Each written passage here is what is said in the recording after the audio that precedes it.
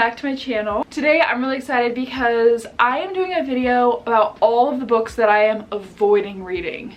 I have a ton of books on my physical TBR, like probably close to 200, and I have this issue where there are so many books where I want to read them, but for some reason I am just avoiding it, okay? I'm avoiding it for some reason. So I have pulled a handful of books from that category, and today I'm going to be showing you the books that I'm avoiding reading, kind of talking about why, and then maybe if you guys have read them, you can leave some comments down below and convince me to read them, because I know I'm going to enjoy them. If you're interested in seeing more book content like this, monthly TBRs, wrap-ups, reading vlogs, all sorts of book content, don't forget to subscribe to my channel and give this video a thumbs up, and let's just get right into it. We're gonna start off strong, okay? We're starting off with A Little Life. A Little Life.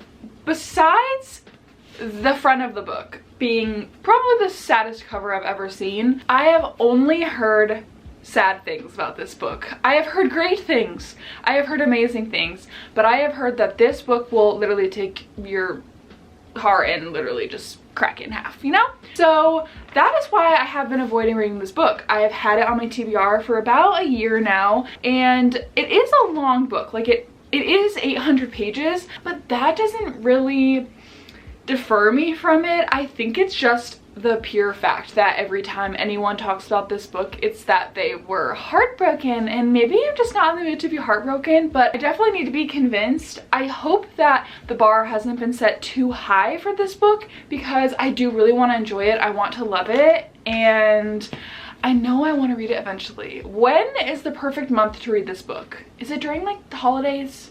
Because it's like cozy vibes, sad vibes.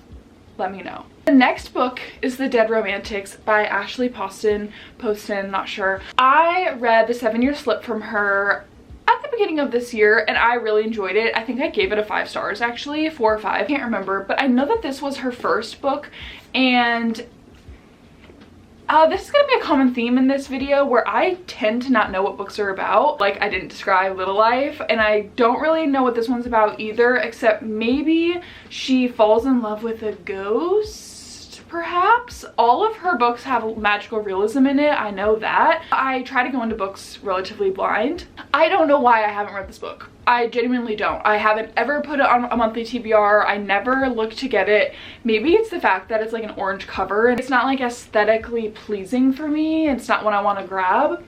But maybe it's because I think that 7-Year Slip was so good that I just don't understand how her other books could be as good. I haven't read her new one either. I'm trying to look for it on my shelf.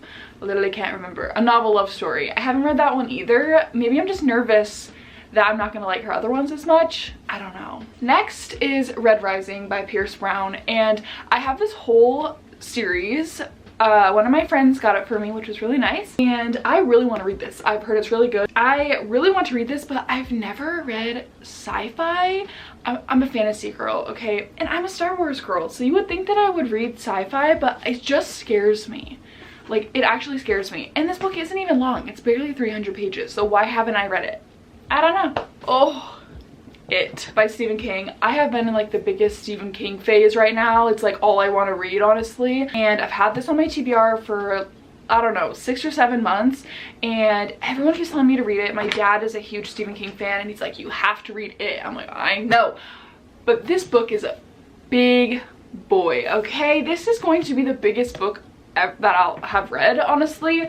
Like, a lot of the Zodiac Academy books are really long, but I don't think that they're as jam-packed on the pages like this book is. Like, it's small font. It is a really floppy book, which I love. I love these movies. I love them so much, the newer ones.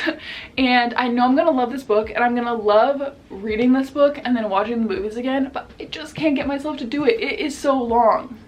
But it's like the really spooky season. Like, why didn't I read it? Legendary by Stephanie Garber. Okay, we gotta talk about this because I read Caraval literally in like February, and I thought it was okay. I think I gave it 3 stars, and then I was like, you know what, I'm skipping this. I'm going to Once Upon a Broken Heart, and I really liked that series. I think it was like a 4-star series for me, and I just cannot get myself to go back. I cannot. If you've read them, then you know that they tie in, and now that I've read Once Upon a Broken Heart, I do want to go back and read this and finale, but I can't get myself to do it. Like, why can't I get myself to do it? I think I just didn't enjoy this story as much as I liked Once Upon a Broken Heart. Please, I need to be convinced. Like, someone please tell me to read this series. I put this on my monthly TBR the last, I don't know, 3 months, and I can't get myself to do it. I just read the first 4. Like, I just finished them at the end of August, I think, and I don't know why I can't pick this book up. I think I just quickly got over their story. I think I maybe would have enjoyed these books more if I was reading them as they were releasing, not binge reading them back to back, because oh my god, this is the most toxic relationship in the entire world. Like, I understand why people ship them to an extent, like Magnolia and BJ. Like, I understand to an extent why people ship them, but they are so toxic. If Magnolia was my friend, I would not let her date BJ. Okay, like, what? I think that's why I haven't read this, is because I just don't care anymore. I think they are in the worst relationship ever, and I'm sure it's gonna be a happy ending, but I know this entire like 600-page book is gonna be all toxicity until we get the happy ending, and I just don't know if I care to venture into that right now. Apprentice to the Villain. This is Assistant to the Villain sequel, which I really liked. I read it, I think, at the beginning of this year as well, and it was such a fun fantasy read. It's so goofy. I really liked that. And this came out within the last 2 months, but I don't know, I have not gravitated towards it, and I'm really mad because I loved Assistant to the Villain, and if this would have been out after I finished Assistant to the Villain, I would have immediately picked it up and continued reading. I do not remember a thing from the first book at all. Literally at all, and I think that's why I'm avoiding it, is because I kind of think I either need to like look it up and refresh my memory, or I need to literally reread Assistant to the Villain, because I can't remember. And I don't really see anyone talking about this book online, which is really strange because the first one was so fun. So I have been avoiding reading this because I just have no desire to, because I can't remember the first one. Next, second to last, is Blood Trader by Lynette Noni. It's the Prison Healer sequel. Prison Healer was painful, guys. It was actually the most painful book to ever get through, and then the last line hit so hard you want to continue. I have had the hardest time even thinking about continuing the series because of how painful it was to read that book. And you know, that's what I've collectively heard from like literally everyone that has ever read this series, is that they're really slow, but the endings go so crazy you want to continue. Let me know if the series gets better or if I should just give up.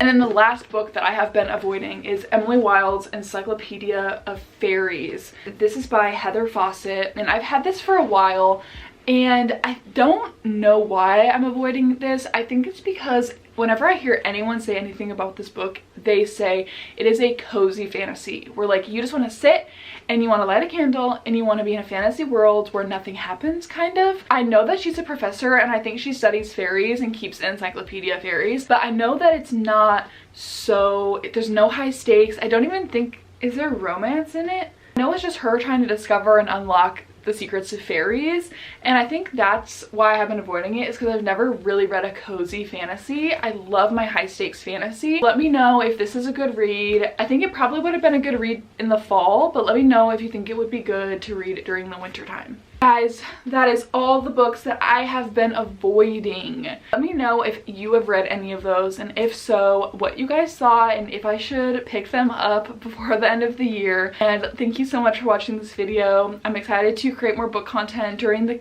cozy winter months. I'm getting really excited. It actually literally snowed today, so that's amazing. I hope you guys enjoyed this video. Give it a big thumbs up if you enjoyed it, and subscribe to my channel so you don't miss my future content, and I'll see you guys next time. Bye!